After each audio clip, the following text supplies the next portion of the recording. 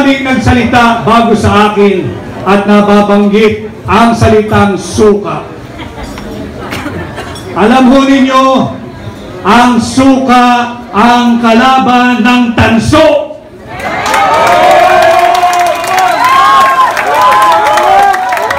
Ang suka ang kalaban ng pekeng ginto.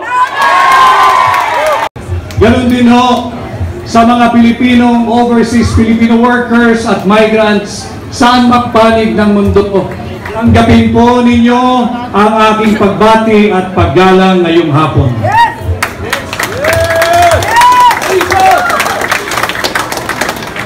Ako po ay nagpapasalamat at ako ay gabilang sa inyong programa ngayong hapon. Salamat kay Pangulong Duterte at ako ay isinama dito sa tinatawag nating Duterte Senatorial Candidates. Tumugon po ako sa hamon na pamunuan ang tunay at maisog na oposisyon upang labanan at ilunsad ang gera laban sa korupsyon. Ang war on corruption na aking pinamumunuan is not just a campaign slogan. Nalalaman ko kung paano labanan ang korupsyon.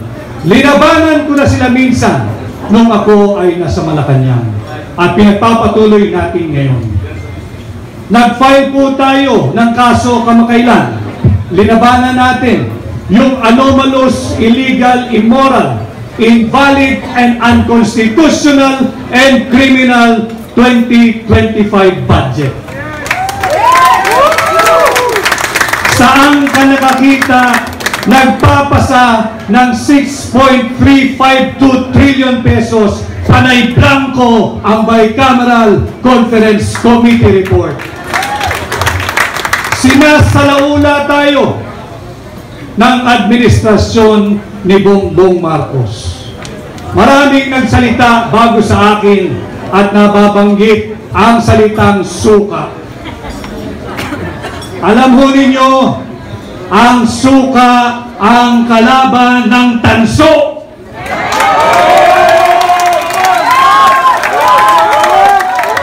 Ang suka ang kalaban ng pekeng ginto.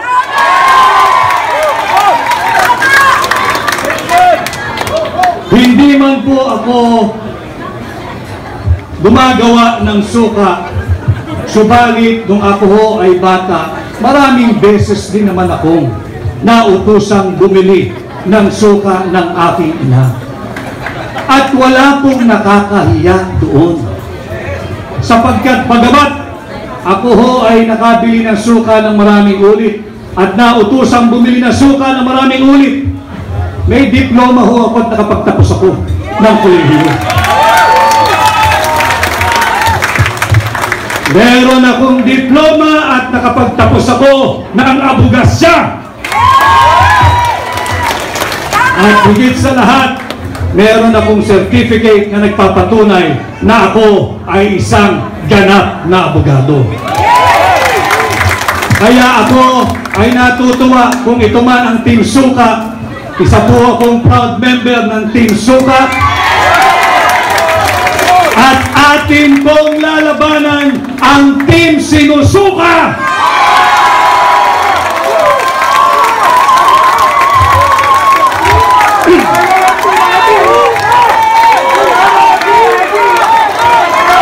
Labanan natin ang mga mambubudol.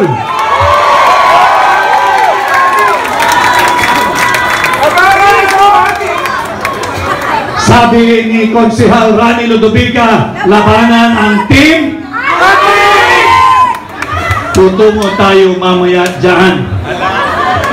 Alam ho ninyo, tinanggap ko ang hamon na pamunuan ang tunay at maisog na oposisyon. Ang tunay at maisog na senador ninyo sa Senado. At bilang senador ninyo, atin pong lalabanan ang korupsyon at sisimulan po natin yan sa pagbabantay taon-taon sa ating national budget. Hindi tayo papayag na pupunta ang korupsyon ng pork barrel ng akap ng AIX.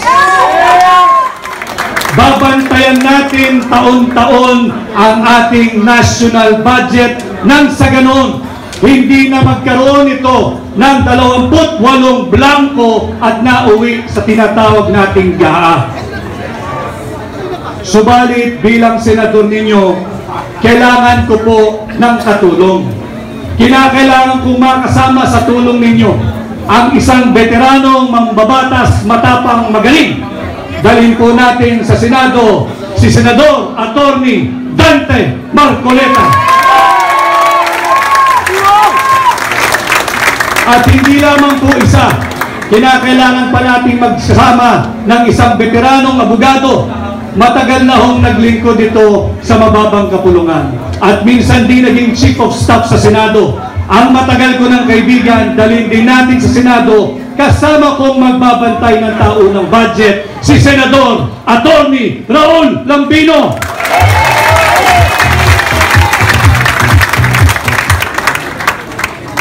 At bukod po sa pagbabantay ng ating tao ng budget, makailang beses ko na rin pong napaliwanag at nailahad sa inyo.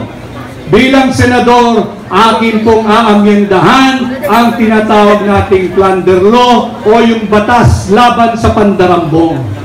Sapagkat hindi po makatarungan na habang tayo ay nagsasagawa ng proclamation rally ng Duterte senatorial candidates ngayong maghapon, habang tayo ay ninanakawan, hindi tayo makapagsampa ng kasong plunder sapagkat hindi pa umaabot sa 50 million pesos ang ninanakaw ng mga tulisan dyan sa Kongreso.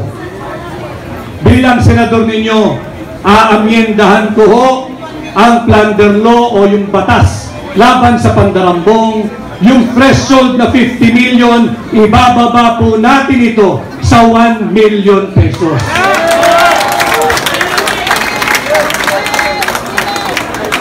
Subalit, kagaya rin po ng ipinakita kanina, bilang principal author, kinakailangan ko rin ang mga kasama sa Senado. Kinakailangan natin kasama na hahabulin ang mga magnanakaw sa Malacanang. Kinakailangan natin ibalik ang aking mga kasama, ibalik natin sa Senado, Senador Bongo!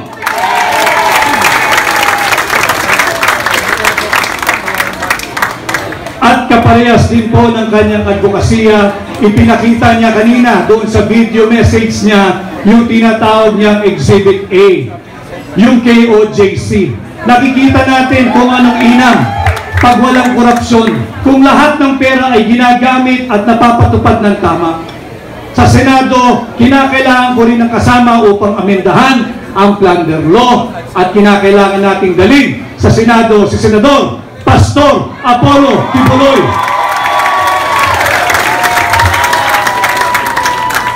At pag naamyendahan po natin ang plunder law, isa sa batas ko po ang pagbabalik ng death penalty sa lahat ng magnanakaw sa pera nating mga Pilipino.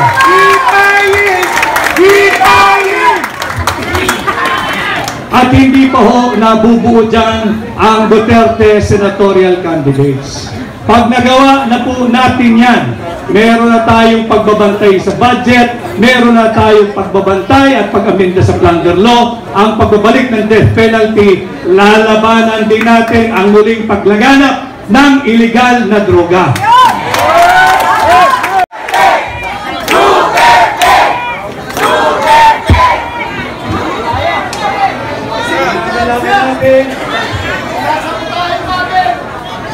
Dahil patayan ninyo ako ng mikropono, malakas at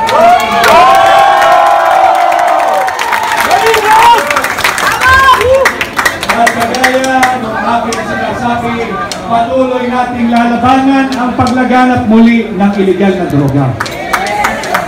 Bilang senador, ipapanukala ko ang pag-amyenda dito sa batas na nagtatag sa Philippine Drug Enforcement Agency.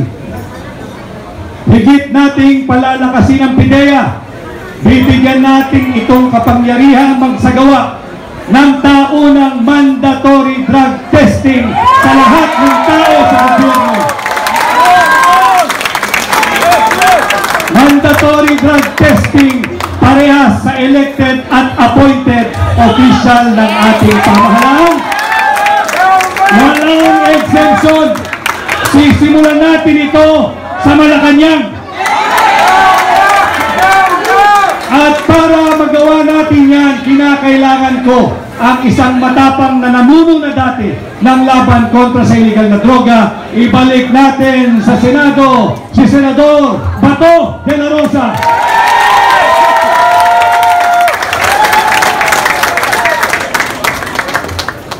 Siyempre, kinakailangan din natin ng mga kasamang abogado. Sapagkat laban sa illegal na droga, dapat ang parameters ay all within the Constitution and within the rule of law. Dalhin po rin natin sa Senado ang aking kaibigan, ang aking amigo, si Attorney Senator J.B. Hinlo.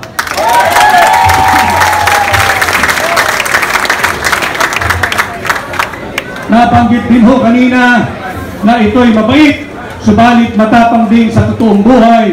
Dalhin din po natin sa Senado, lalaban sa illegal na droga, si Senador Philip Salvador.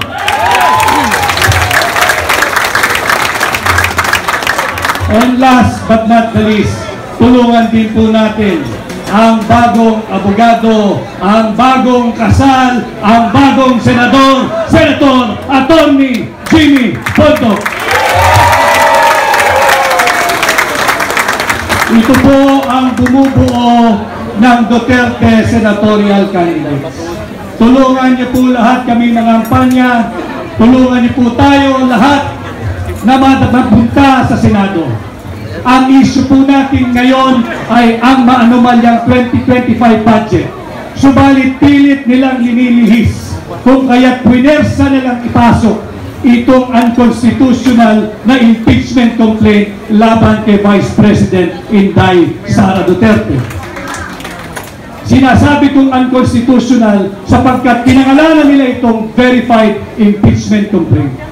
Alam ng mga abogado rito, pag sinabi mong verified, dapat ito'y nabasa mo, ito'y base sa iyong personal knowledge, o dili kaya'y base sa authentic documents.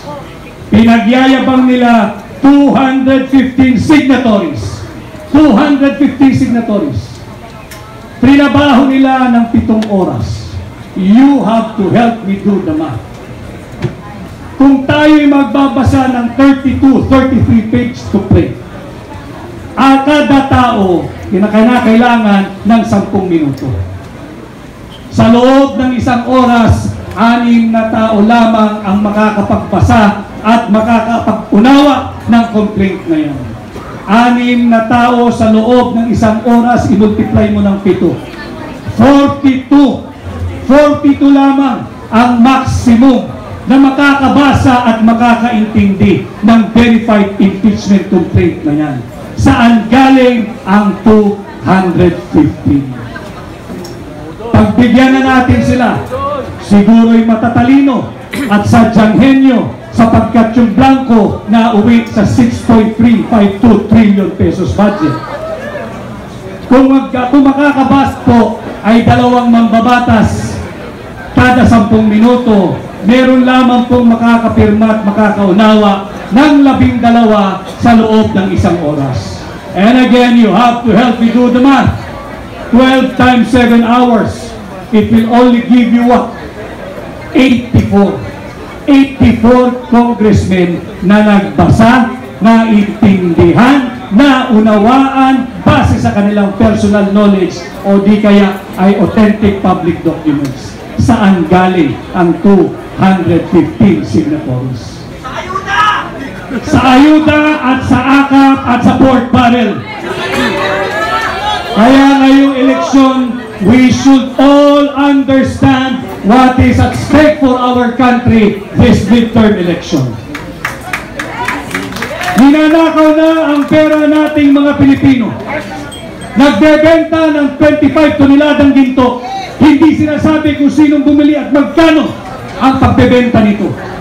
Pati ba naman ang posisyon ng pangalawang Pangulo na nakawin pa rin ng Marcos administration? Kaya importante, mahalaga na tayo'y nagkakaintindihan. Let us protect the 32 million Filipinos who legally, constitutionally, lawfully, and democratically elected Vice President Inday Sara Duterte para ating maging pangalawang Pangulo.